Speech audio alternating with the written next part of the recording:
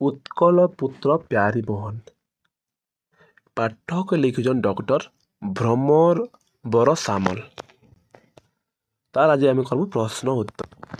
1 number କହୁଛେ କ ଦରଖାସ୍ତ ଜୁତିଆନି କି ପ୍ରକାର ଲେଖା ଥିଲା? ଗୋଟେ ବ୍ୟଙ୍ଗାତ୍ମକ। ଦରଖାସ୍ତ ଜୁତିଆନି ଲେଖାରେ କେଉଁ ସହର ବିଷୟରେ କୁହାଯାଇଛି? ଲେଖିବ କଟକ ସହର। ପ୍ୟାରୀମୋହନଙ୍କ ବିଷୟରେ ସରକାର କଲେଜର ଅଧ୍ୟକ୍ଷଙ୍କୁ କେଉଁ ନିର୍ଦ୍ଦେଶ ଦେଲେ? କଲେଜରୁ ବହିଷ୍କାର କରିଦେବା ଲାଗି, ବାହାର କରିଦେବା ଲାଗି।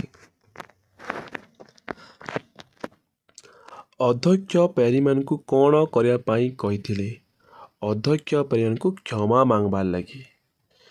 ପ୍ୟାରୀମୋହନଙ୍କ କ୍ଷମା ପ୍ରାର୍ଥନା ପାଇଁ କାହିଁକି ରାଜି ହେଲେ ନାହିଁ? ସେ ନିର୍ଭୋକ, ଦୃଢ଼ମନା ଓ ସ୍ପଷ୍ଟବାଦୀ ଥିଲେ। ଆସିଲା ଲଙ୍ଗ ବୋଲେ ବଡ଼ ଉତ୍ତର ଲେଖିବ। ଏକ ସ୍ୱାଧୀନତା ଶିକ୍ଷାନୁଷ୍ଠାନ କରିବା ପାଇଁ ପ୍ୟାରୀମୋହନ କାହିଁକି ସଂକଳ୍ପ କଲେ? ସରକାରୀ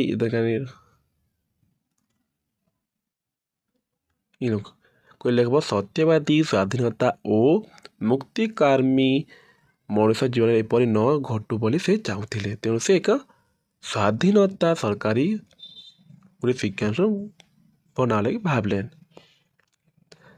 ପ୍ୟାରୀମୋହନ ଚାକିରି କରିବା କାରଣ କ'ଣ? ପ୍ୟାରୀମୋହନ ପ୍ରଥମେ ନିଜେ ଗଢ଼ିଥିବା କଟକ ଏକାଡେମୀରେ ଶିକ୍ଷିତ କରୁଥିଲେ। ଶିକ୍ଷକ ଗୋଟେ ମାଷ୍ଟର ବନିଲେ।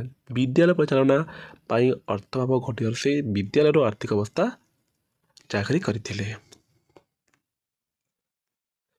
କେଉଁ କେଉଁ କାର୍ଯ୍ୟରେ ପ୍ୟାରୀମୋହନଙ୍କୁ ନିଜକୁ ଉତ୍ସର୍ଗ କରିଥିଲେ? ପ୍ୟାରୀମୋହନ ଉତ୍କଳ ଭାଷା ଓ ସାଂସ୍କୃତିକ ଉନ୍ନତି ପାଇଁ ଚେଷ୍ଟା କରିଥିଲେ। ସେ ଉତ୍କଳ ଶିକ୍ଷାର ବିକାଶ, ସମାଜର କଲ୍ୟାଣ ଓ ଦେଶ ସେବା ନିମନ୍ତେ ନିଜକୁ ଉତ୍ସର୍ଗ କରିଥିଲେ।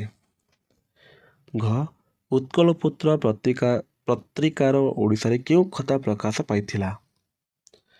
ଉତ୍କଳପୁତ୍ର ପତ୍ରିକାରେ ଓଡ଼ିଶାର ବିଭିନ୍ନ ସମସ୍ୟା ଓ ଅସୁବିଧା, ପ୍ରଚଳିତ ସାମାଜିକ କୁସଂସ୍କାର, ବ୍ରିଟିଶ ଶାସନର ଅନ୍ୟାୟ ଏସବୁ ଛାପା ହେଇଥିଲା।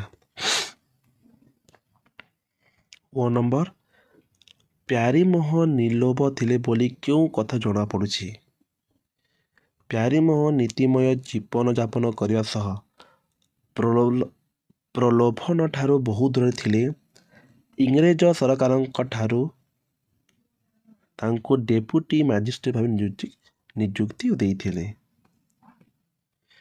ଏଇଟା ଅଛି ଶରଣାର୍ଥ ଭାଷା, ଯେନ୍ଟାକି ତମେ ଏଇଟା ଏତିକି ଲେଖବାର ନାହିଁ, ସେଇଟା ଟିକେ କମ୍ ଲେଖୁଛି, ଯେମିତି କୋଇ ଜାଗା ବୁଝାବା ଅଛି। ଏତିକି ଲେଖା ନାହିଁ, ସେଇଟା ବୁଝିକରି ଲେଖବାଟା।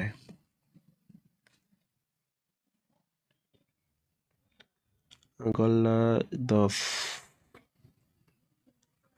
8 ନମ୍ବର ଦେଖୁ ଯେଉଁ ଲୋକର ମନ ଦୃଢ଼ ଥାଏ ତାକୁ ଗୋଟିଏ ଶବ୍ଦରେ କୁହାଯାଏ ଦୃଢ଼ ମନା। ଏମିତି ଉଚ୍ଚ ମନା, ଶାନ୍ତ ମନା, ନିଶ୍ଚ ମନା, ହୀନ ମନା, ବିକୃତ ମନା, କ୍ରୂର ମନା, ପ୍ରଶାନ୍ତ ମନା, ଅସ୍ଥିର ମନା, ସ୍ଥିର ମନା ଓ ଆସନ୍ତ ମନା। ଏସବୁ ହେଲା ପାଠର ପ୍ରଶ୍ନ ଉତ୍ତର। ଆର୍ ଅଧିକ ଦେଖବା ଲାଗି ଚାହୁଁଛ ବୋଲେ ତାକେ ସର୍ଚ୍ଚ କରବ www ଗୋଟେ ବିନ୍ଦୁ ଦେବ, ଲେଖବ ରାଜ